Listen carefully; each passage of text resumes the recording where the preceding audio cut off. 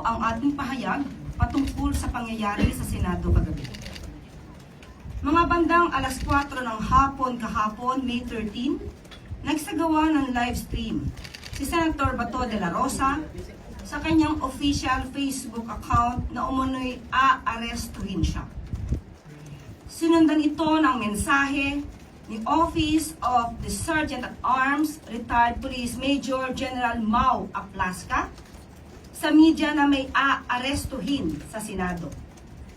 Ilang minuto pagkatapos nito, ang mga tauhan ng OSAA ay may nakita umanong NBI agents sa property ng GSIS.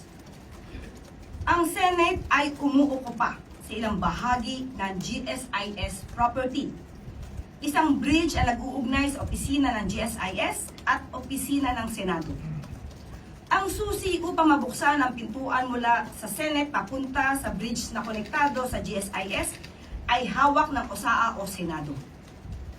Si GM Vic Veloso ng GSIS ay humingi ng assistance sa NBI para masecure ang kanilang premises. Ito po ay pinasinayaan ni NBI Director Atty. Matibag. Kaya nagpadala ng NBI agent sa GSIS premises bandang alas 6 ng gabi. Pinagbigyan ito ng NBI at sa puntong ito gusto nating linawin. Una, walang assault na ginawa ang NBI agents sa Senado.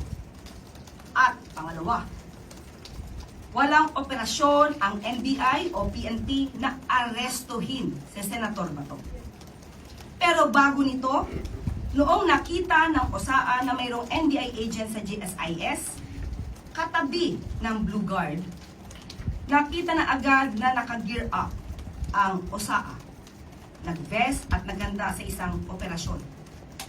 Pagdating sa bridge sa GSIS premises, tinanong ng OSAA ang NBI agent na nakaupo, lamang kasama nga ang isang Blue Guard ng GSIS. Nagpakilala na NBI agents at nung nagsabi sila ng kanilang pagkakakilanlan, agad nagpaputok ng warning shot si Sergeant at Arms Mau Aplasca. At dahil doon, napilitan ding magpaputok ng warning shot ang NBI agent. As of 11:09 a.m., several sources confirmed that the Senator Bato, is no longer in the Senate premises.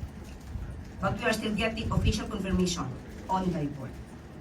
At para po mabigyan tayo ng detalye, makakasama po natin si NBI Director Atty. Melvin Matibag at PNP Chief General Jose Melencio Nartates Jr.